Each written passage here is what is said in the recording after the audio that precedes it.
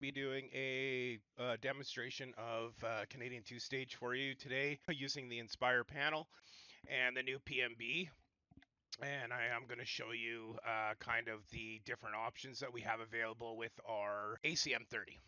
Just to get started, I'm just going to run through the Inspire panel here real quick.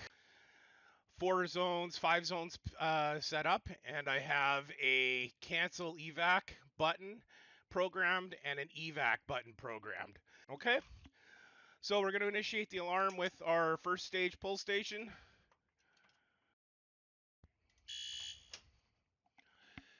And up top here we have a 4-wire device that is giving us our strobe and 20 ppm signal. You can see right here that we're getting a 2-stage alert on the first floor.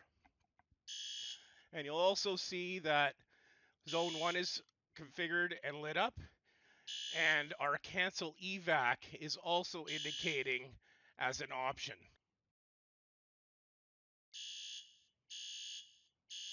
Okay, and we've switched over to 2-stage temporal 3 pattern. From this screen, we can do a few things. We can acknowledge the alarm, and we can signal silence, which will shut our horn strobe down. At this point, we can also go ahead and hit the reset key to clear the condition.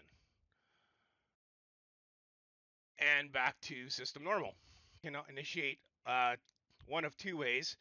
Can either initiate through the timer, or we can initiate through the evac switch itself. If we're in a situation where somebody needs to evac the building right away, they don't have to wait for the timer to elapse.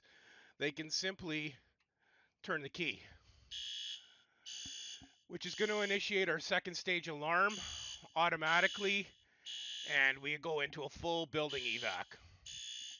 So what we have to demonstrate next is the programming of the ACM30.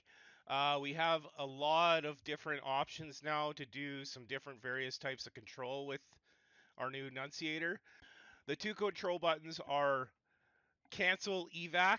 So if we're in alert stage and we want to cancel the evac timer, we would hit that button, which would keep the system in alert until somebody comes back and either resets or cancels that condition. The other button we have here is evac button, which is exactly what it sounds like. If we go ahead and hit it, this is going to initiate our evacuation temporal 3. If we hit it again, it'll shut it off, just like that. Just for time's sake, I've just got a 1-minute timer programmed currently. So the one option we want to see is the cancel evac button. When we initiate our first stage alarm, okay, we've begun a 1-minute countdown. So the way that we want to cancel that countdown is we want to hit the cancel evac button. You'll notice that it's lit up red.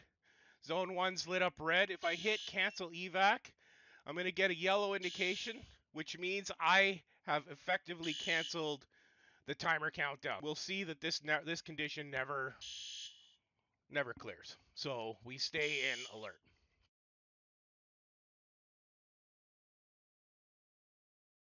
And as you can see, a minute's elapsed and our alert stage is still active, but our timer has been effectively canceled. This gives your building an opportunity to have personnel basically put the system in alert while they do their checks around the building, also keeping the alarm on without silencing it. So this is the option is required in some regions of Canada.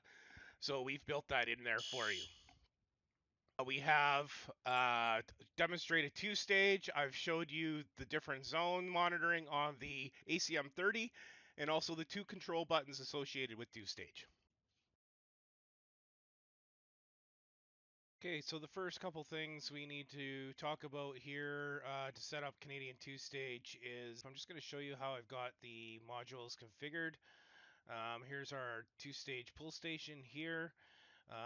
And I have the 2-stage first floor alert signal set for zone 1, which is floor 1. If we go to general zones, Have a quick look here. You'll see I have floor 1s through 5 or penthouse configured for general zones.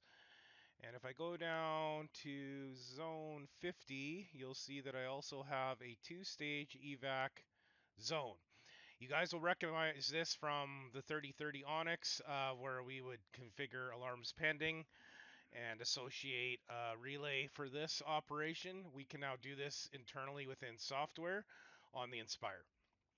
So the main couple areas that we need to focus on for 2-stage, one being our logic. Okay, so our logic operators are shown here. We basically have 9 lines of logic to do this through software. You will recognize most of these operators. Manual will go into more detail on exactly how these function. The newest operator being the silent OR function, which is what we use to drive our internal virtual point and the silencing feature that we have with the cancel button. So you'll see here some of the programming is very similar to how we used to achieve it on the Onyx. Here's my 1 minute my 1 minute timer countdown that I have configured just for demonstration purposes. Typically this would be 3 or 5 minutes. We have some logic here associated with the timer. And we also have a zone logic 5, which is true upon zone logic 4 becoming true, which is the timer elapsing, or our zone 50, which is the evac key. 7 and 8 are actually associated to the LED monitoring for the 2 control buttons. Zone logic 9 is associated to operating the strobe. With both Zone Logic 7 and Zone Logic 5. So Zone Logic 7 is actually our alert stage that we operate our PMB with. And then Zone Logic 5 is our evac slash alarm. So if we go into the PMB, if we go to the PMB and we expand it, you'll see here that I have 2 circuits configured. One is the NAC system sensor. This is for operating the strobe. And the other circuit I have here is the NAC coded alarm. So if we go into our NAC 1 for the strobe, you'll see that I have it configured as pattern 1, system sensor strobe, and I'm operating Zone Logic 9. Remember, Zone Logic 9 basically becomes true upon Zone Logic 7 or Zone Logic 5. So both conditions are going to operate our strobe synchronized. The second circuit I have configured here is our patterns. So we have, this is going to look a little bit different. We can program up to 6 patterns on a single point. So in this case, we have Zone Logic 5, which is our alarm state or our evac, set up for temporal 3. And then our 20 ppm, which is our alert tone that we typically use in Canada, which is set up for Zone Logic 7. And both are configured for resound on fire. We'll get into resound by zone in a later video. So this is the way we set up our PMB. Just make sure that you have our type code set for NAC coded alarm to set your 2 patterns here. And for circuit 1 that just does the strobe, you can just set it for system sensor, our regular type code for that. Now, the only thing else that we need to cover is the actual AIO programming. So if we just kind of minimize this. Okay, we're just going to scroll up here into button 1. 1 through 5 are set up just like we would have done with the ACM24. These are just monitoring the general zones.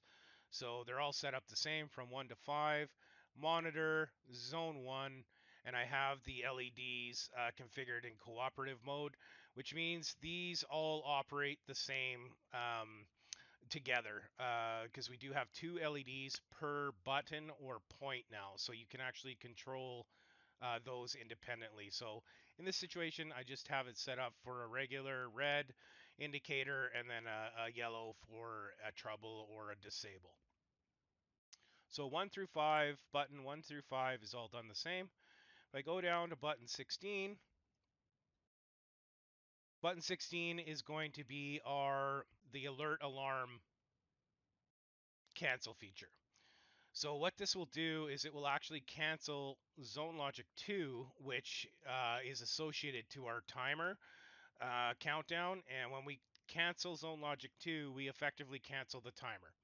So you'll see that we are cancel, our button function is set to cancel zone logic 2, and then we have a couple map points here that will give us the LED operation. Zone logic 7 says we are in alert and will light up the button red.